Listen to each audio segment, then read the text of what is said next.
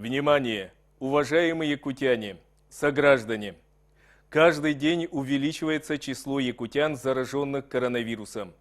Коварный вирус быстро распространяется по республике. Он передается от человека к человеку и смертельно опасен для людей со слабым здоровьем. Внимание!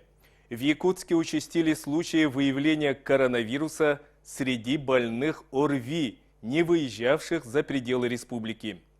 При любых признаках ОРВИ сразу вызывайте участкового врача или скорую. Не занимайтесь самолечением. Каждый из нас может стать носителем вируса и передавать его своим близким и окружающим.